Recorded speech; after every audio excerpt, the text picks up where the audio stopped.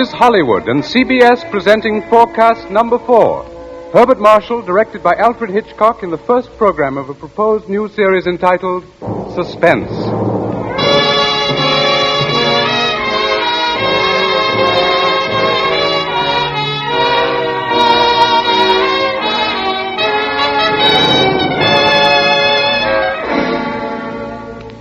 Tonight's forecast program, ladies and gentlemen, represents the ideal form of collaboration. Mr. Alfred Hitchcock, brilliant English director of such outstanding motion pictures as The 39 Steps, Rebecca, and Foreign Correspondent, was eager to create a very special type of radio drama, the suspense story. As narrator and star for his production, he thought at once of the distinguished actor with whom he had been associated in countless British film successes, Herbert Marshall. Mr. Marshall suggested that they dramatize a certain favorite story of his. And that story happened to be the very one Mr. Hitchcock had had in mind. Mrs. Bella Clown's classic in Chills, The Lodger.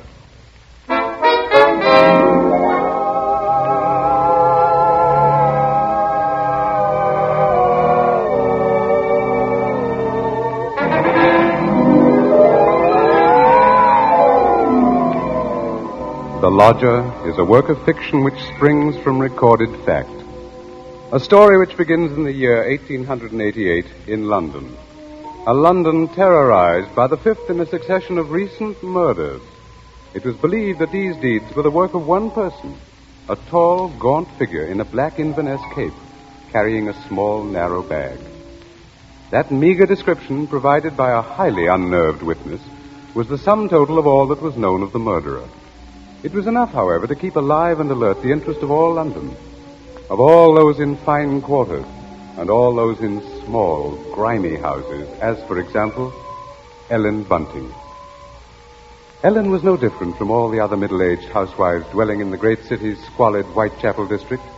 She knew all the known facts of the case. As Herbert Marshall will tell you, Ellen knew it was quite proper to refer to this wielder of the knife as the Avenger.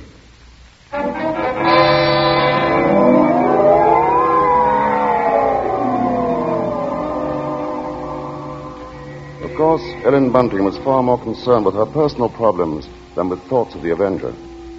Yet the case of that strange, elusive killer quite often forced all other matters from her mind.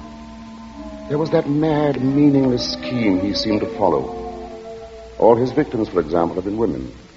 All had been young, attractive, and, oddly enough, blonde. But Ellen could no more understand the motive for his brutal slashings than could the police.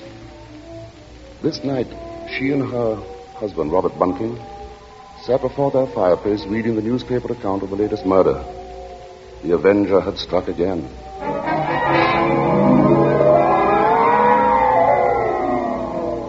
As Ellen expressed it, he might be anybody.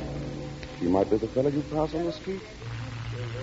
It's a terrible thought. Yes. If only the police had something to go on. It looks like that Avenger's just too quick for him. Look, it says here that this girl he got last night was like all the others. Pretty, blonde, and, let's see, described by her friends as a very light-hearted girl. What a pity. Did you ever stop to think who fits that to a T? In fact, fits all those girls? Why, my own Daisy. Oh, that's a horrible thought. Well, maybe it's a good thing she's with her aunt, then, instead of here. London ain't a safe place for any girl right now. Just the same, I can't help thinking how fine it'll be to have her back in. Now, Bunting, you know that Daisy seems just as much my own daughter as she is yours. But I'm telling you, there's no sense even thinking about having her back right now. We just can't afford it. Oh, I know that, Ellen. Only, well, maybe we could manage it some way. How? Haven't I scrimped myself half crazy trying to keep us going? But you don't care about that, do you? No, your Daisy's more important to you than I am. No, Ellen, that don't sound like you. I can't help if it don't. What are we going to do? Tell me that. We'll get along, dear. Something will turn up. Oh, we haven't had a lodger for months. Nobody even comes to look at the room anymore. Yes, but things will work out, Ellen. Oh, they ain't never going to work out. Soon we won't even have a roof over our heads and... Oh, I'm sorry, Robbie. I didn't mean to take on so. Oh, I know, dear, I know. It's all right. Oh, I didn't think it. It's just that I've been so worried. Well, don't you go worrying another second, old girl. Why, first thing you know, you won't be pretty anymore. You'll have your face all wrinkled. Now, see here. Now, come on, now, let's see a smile. Come on, just have one smile for me. Just one smile won't. Like you used to, eh?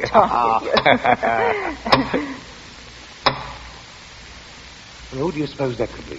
Awfully for visitors, Bunting, do you think it could be somebody looking for rooms? Well, it might be. Want me to go to the door? No, I'll go. Oh. You just stay here. Yes, all right. Now, be sure you get a good look at the rooms before you let them in, dear. Oh, I'm coming. Oh, I do hope it's... Yes, sir? Is it not true that you let lodgings? Yes, sir. Won't you come in, sir? Thank you.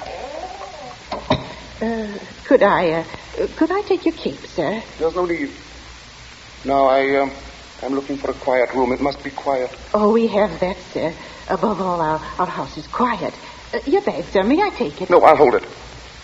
You'll be so good as to show me the room, please. Oh, yes, sir. It's right up these stairs, sir. This way. Thank you. You see, sir, there's just my husband and me here, and we're ever so quiet, and I'm sure you'll find this room to your liking, sir. Here we are. Now I'll just light the gas. There. Mm-hmm. Very good. It is pleasant, isn't it, sir? And there's not many rooms with such pretty pictures. Are there now? We've had them in the family for years, sir, and... Pictures interest me very little. You see, what really impresses me about the room is the very simplicity of it, the bareness. Yes, sir. It's not at all crowded, is it? It will be quite suitable, Mrs. Bunting's. Mrs. Bunting. You see, I do a great deal of studying in my book here, the Holy Bible. Yes, sir. Please, sir, let me help with your luggage. No, don't touch it. Oh, but I only wish to... Oh, you only wish to help, of course. You must forgive me, Mrs. Bunting. It's just that I'm so very weary. Of course, sir. He bringeth them to their desired haven. Beautiful words, Mrs. Bunting. Indeed they are, sir. And now at last I have found my haven of rest. Yes, sir. Then you'll be taking the room. Let us see now. What are you going to charge me? With attendance, mind. I shall be staying in most of the time, and I shall be wanting meals. Oh, we can see to that, sir. Then does 30 shillings a week suit you? 30... Why, yes, sir. Yes, sir, that will be quite all right. Good, and I shall pay you in advance. My name is Sleuth, Mrs. Bunting. Mr. Sleuth. Sleuth. Think of a hound, Mrs. Bunting, and you'll never forget my name. 23, 4, 30 shillings. Thank you, sir. And I think I should enjoy a little light supper now, Mrs. Bunting. Bread and butter, perhaps. Could you arrange that? Well, certainly, sir. I'll do that now.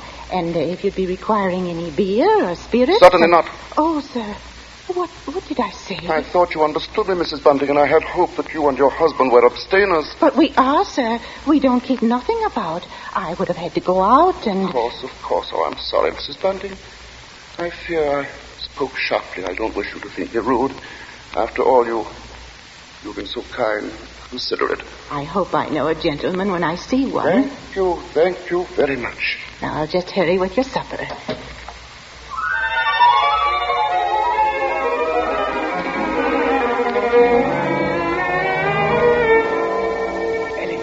Ellen, did he take the room? No, don't bother me now. I have to get him some supper. What did you mean? Come to the kitchen where he won't hear us. He took it, Ellen? Yes, He took the room? Yes, we're all right now. Look, 30 shillings. A week in advance. Oh, it's wonderful. Wonderful. And Ellen, do you see what this means? Yes, you can have Daisy now. Yes. Here, Bunting, warm that teapot and put some tea leaves in. Righto. Yeah, do you know something, old girl?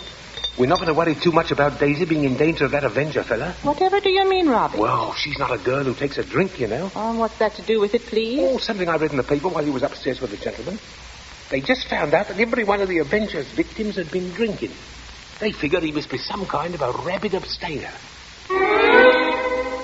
What a peculiar chap. Now hurry, Bunting, please. Yes. Two thoughts only governed Ellen's mind.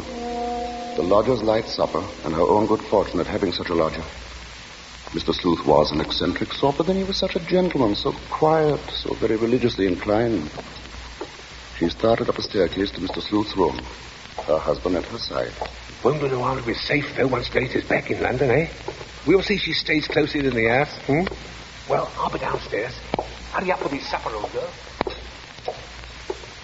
She has cast down many wounded from her. Gay men and strong men have been slain by her. Come in. And to know the wickedness of folly. Why, Mr. Yes? What is it? Those pictures. Those pretty girls. You've turned all their faces to the wall.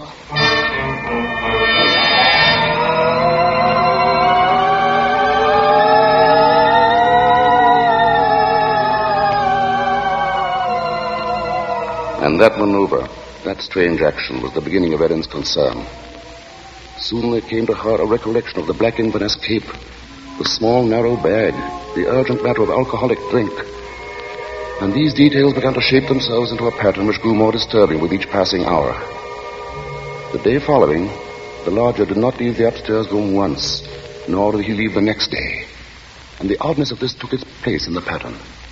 Then, too, the approaching arrival of Daisy, her stepdaughter, added to her concern. On the second night, her sleep was restless with vague, horrifying images.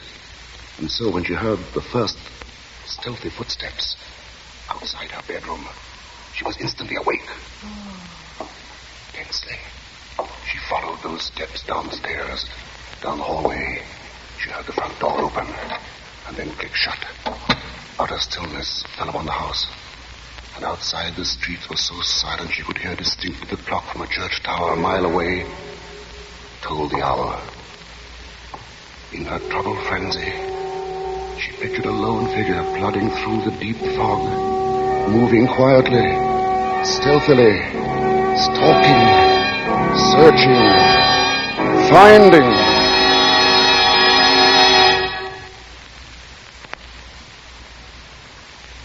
When, soon after she heard the lodger return, she sought to quiet the horrible dread which had possessed her.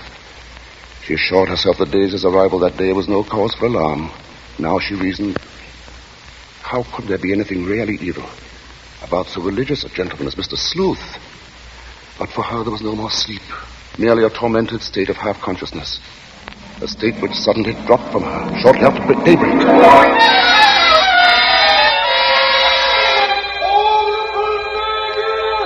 Horrible murder. That was the piercing scream of a newsboy far down the street. Ellen Bunting heard the boy cry out the Avenger's latest stroke, made during the night.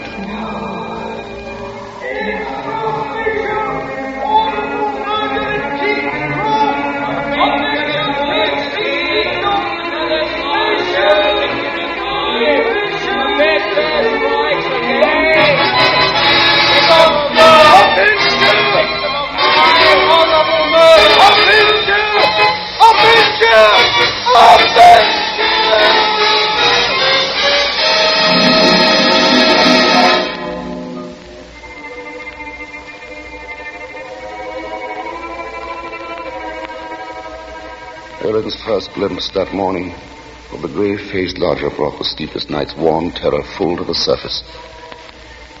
But on the next instant, she saw the pitiable, helpless weariness in his eyes, and curiously the terror began to pass. She found that she was hoping desperately that her fears were unfounded. Earlier, she had determined to tell Bunting of the awful convictions in her mind. Now, however, she felt she must be certain before she spoke to a soul. She knew there was one thing she must examine. That was the lodger's single piece of luggage. She'd thought of it often. What could it hold? Not much in the way of clothing, surely. It was too small, too narrow. It was more like a case. A case for a knife. It was along toward noon that Ellen found her opportunity to search the lodger's room. Soon after Bunting left to meet Daisy, Mr. Sleuth himself walked from the house. Ellen watched the tall, thin figure in the Black Inverness cape disappear down the street, and then she rushed upstairs, into the room. Quickly, she moved to the closet. It was no different from what it had always been, utterly empty. She found nothing under the bed. She went then to the chest of drawers against the wall. She opened the top drawer and found inside nothing but a frayed shirt, 2 handkerchiefs. The next drawer, underclothes, socks. The next empty. There remained then only one possible place for the small, narrow bag, the bottom drawer, and it was locked. Tugging at the drawer, she heard suddenly the opening of the front door downstairs. Panic-stricken, she rushed out of the room and down the hall to the head of the stairs. Upstairs, Ellen? Ellen, Daisy's here. Oh, Mother Ellen, it's so good to see you. And well, whatever's the matter? Yes, you've gone quite white. Oh, well, I'm all right. I wasn't expecting you so soon. Oh, you don't know how fine it is to be back, Mother Ellen.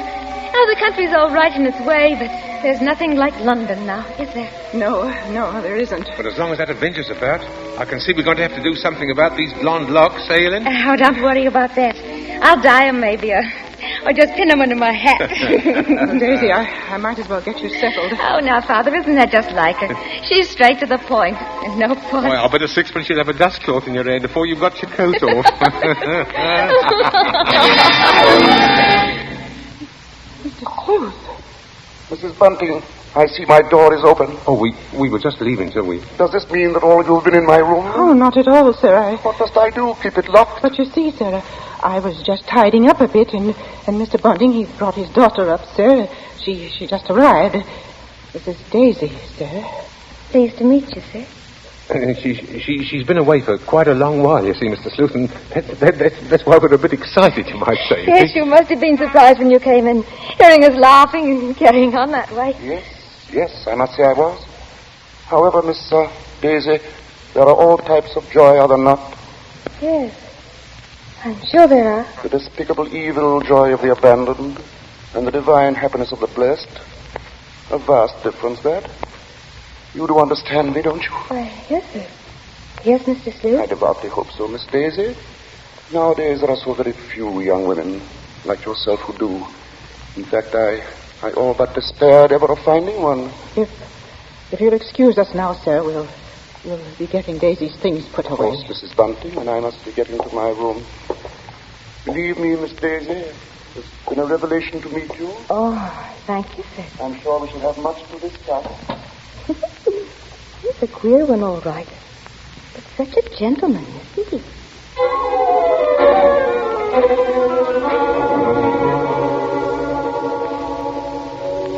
At that moment, Ellen had been determined to pour out her terrible knowledge, and then the moment passed by.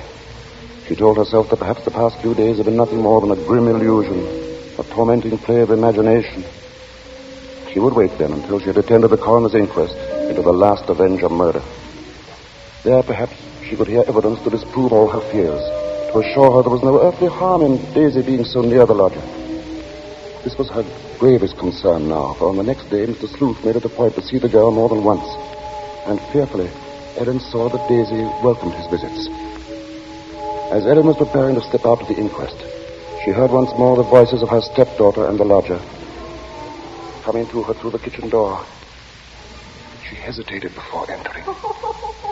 Tense. Strangely apprehensive.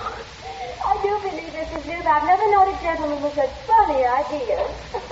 Oh, Mother Ellen, you should hear what Mr. Sleuth was just saying. Perhaps, Daisy, you would excuse yourself and... He thinks people, and especially girls, should spend all their time praying. I sought to explain, Mrs. Bunting, that all women are placed on this earth filled with evil. They therefore must struggle constantly to find the paths of righteousness. Why, Mr. Sleuth, you mean a girl's not to enjoy life at all? Not to have fun? Frivolity, my child, is the devil's breeding ground, and all his implements are there. Temptation, pleasure, wine. Oh, that's crazy. Well, there's nothing I like better than a glass of wine, and I'm not... You drink. She didn't know what she was saying, Mrs. Sleuth. Just a child, and Daisy, you'd better go now. But I didn't say nothing wrong. What's the harm in a glass of wine? She lieth in wait as for a prey, and increaseth the transgressors among men. Well, I don't know what you mean. I never heard such nonsense. You call Holy Scripture nonsense? So what I prayed against is true. You are beyond salvation. That's not so. I'm a good girl, I am, and I won't have you saying that. Daisy, go into the front room. Quite all right, Mrs. Bunting. I must be going upstairs anyway. I'm used to being misunderstood, you know. People never realize that my efforts are simply for the greater good of humanity. Of course, sir. And that the power on high will direct my hand toward the expulsion of all evil. Daisy, listen to me. Yes? I've got to tell you about... About what, Mother Ellen? Nothing. I've got to go out for a while now. I'll be back.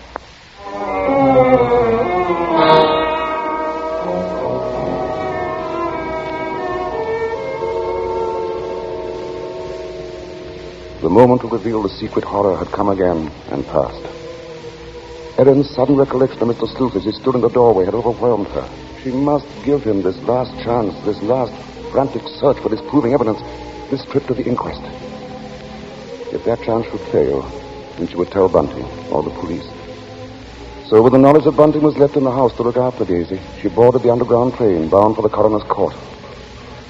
But as the train pulled away from the station, a new torture came to her, began to mount in her mind. It was the sudden realization that provided Sleuth was the murderer, she was equally responsible for his crimes. She had been giving him protection. If anything should happen to Daisy, she would be equally guilty. Fully as guilty as the Avenger.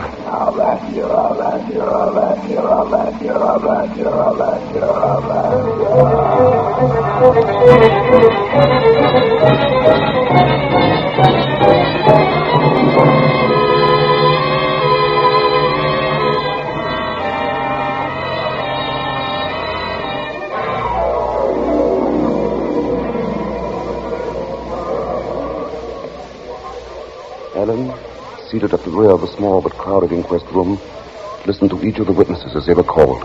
And from one of them she found the first hope she had known for many days. This witness lived next to the alley in which the Avenger had committed his crime that night. She had seen him from her window, and the man she described in no way resembled Eden's lodger. But in another moment, Ellen's hope was swept away. It was pointed out that the fog had been so heavy that night that the witness could not possibly have seen the murderer from her window. She left the stand, replaced by a Mr. Cannot. This elderly gentleman was certain that he had not only seen, but talked with the Avenger. It was in Regent's Park, he testified, only a few moments before the murder, Mr. Coroner. When I saw him, he was quite a tall man, very gaunt-looking, and carrying a handbag. A handbag, you say? Yes, a small, narrow one. Just such a bag, I might add, as might contain a knife. As Ellen heard these words, the tension which had been mounting up within her became almost unbearable. Rigid with horror, she gripped the arms of her chair. She heard the coroner. I shall have to ask for more order in the court. And now, Mr. Kennett, I understand you heard this man speak. Oh, yes. He had a rather high, hesitating voice. An educated man, I would judge, but quite mad. What do you mean by that? Well, as he emerged from the fog, he was talking aloud to himself. Believe me, sir, he was reciting scriptures from the Bible.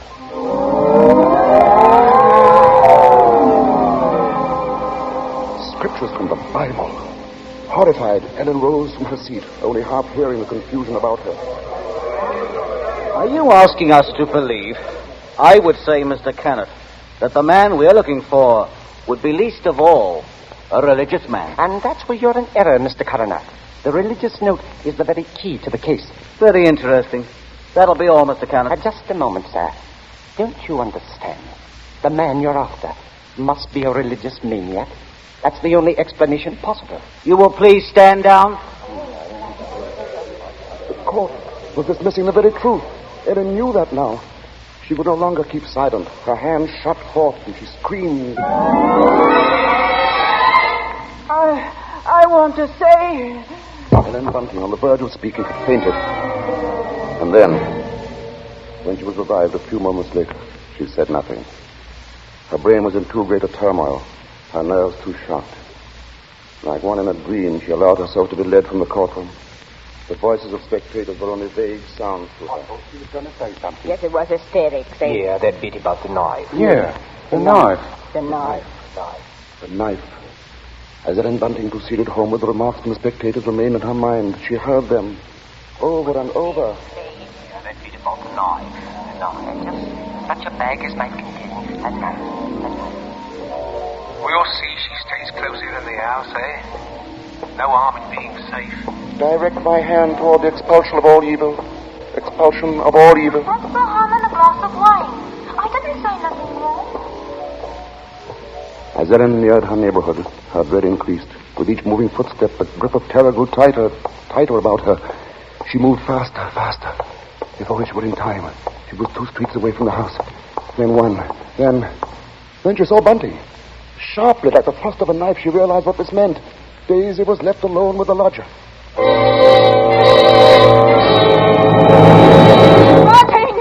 Bunting! Helen, what is it? Oh, Bunting, tell me, Bunting. Where's Daisy? Where is she? I say, where? Why, at home. Oh, listen to me. Try to understand. Sleuth is the Avenger. What are you saying? Oh, Lodger, he's the Avenger, Bunting. Oh, but there's no time for that. Daisy's in danger. Hurry! Hurry! Yes. Daisy! Daisy!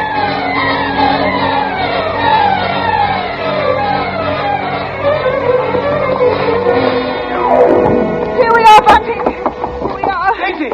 Oh, Daisy! Daisy, where are you? I look in the kitchen, Bunting. You tried the sitting room. Daisy! Daisy! Where are you, Daisy? Answer me, Daisy! Oh, By the bedroom. she's not here. What about the dining room? Look, she's not there. She's not downstairs. Then there's just his room.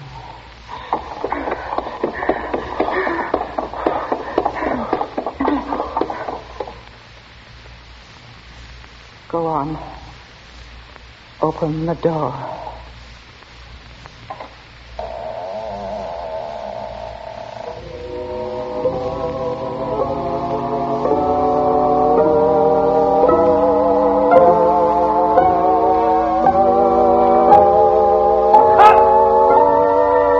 Okay, Mr. Hitchcock. Crack, cut, and clear. Did you say cut? What's the idea, Hitch? I've a few more lines to do. As Mr. Marshall, the narrator, you have, not as Mr. Sleuth, the lodger. Hitch, you can't stop the play right here. It isn't fair, you know. Why isn't it, Bart? What more is there to say? But Mr. Hitchcock, won't people want to know what Bunting and me found in the room? All right, Ellen. What precisely did you find? Well, nothing, sir. There. You see? Nothing. No lodger, no Bible. And that locked dresser drawer. What about that? We unlocked it, sir. And what was in it? Nothing, sir. You are certain, Mrs. Bunting? Oh, you gave me quite a turn, Mr. Mr. Marshall. Yes, sir, I'm sure, sir. There was nothing. Oh, begging your pardon, Mr. Hitchcock, but don't you think we'd better just mention about Daisy? I don't know, Bunting. What do you think we ought to say? Oh, just that the reason she wasn't in the house when Ellen and me got there was, well, she'd gone out for a walk, that's all. Did she enjoy it? Oh, very much, sir. Made it to King's Cross and back in just under an hour, sir. Splendid time, Bunting. Well, there you are, Bart. There's the story. Now, wait a minute, Mr. Hitchcock. You can't do that. That's not the story. Of course it's not. Now, look here, Hitch. Here's the fellow who composed and conducted all our music, Wilbur Hatch. He wants to know about this, too. Everybody does. All right, Bart. What is it they want to know?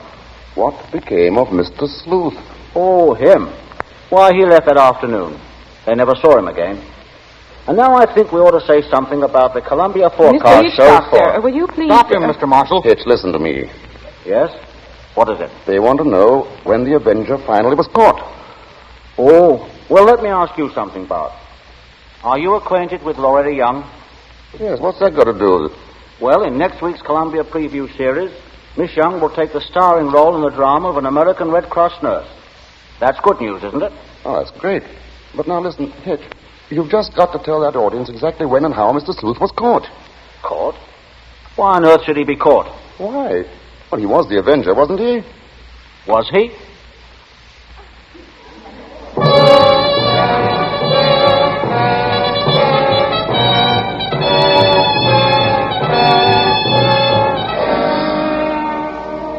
Your guess, gentle listener, is as good as ours. Even Mrs. Belloc Lowndes, who wrote the novel, isn't entirely sure. For his masterful direction, our thanks to Alfred Hitchcock, whose latest pictures are David O. Selznick's Rebecca and Walter Wanger's Foreign Correspondent. For his superb characterization of Mr. Sleuth, our thanks to Herbert Marshall. And our thanks to the outstanding British character actor who tonight portrayed the role of Bunting, Edmund Gwen. If you liked tonight's program and want to hear more in the same highly original Hitchcock vein, radio versions of The Lady Vanishes and The 39 Steps, for example, write to CBS and tell us so. Your interest will help bring Suspense to the air as a weekly feature.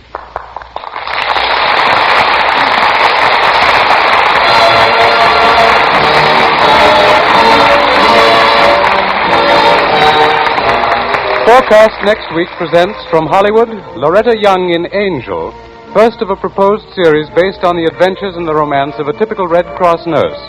From New York, a new sort of comedy show. Ed Gardner as Archie in Duffy's Tavern, with Gertrude Neeson, Colonel Stoopnagel, Larry Adler, and John Kirby's orchestra. Don't miss Forecast at this hour next week.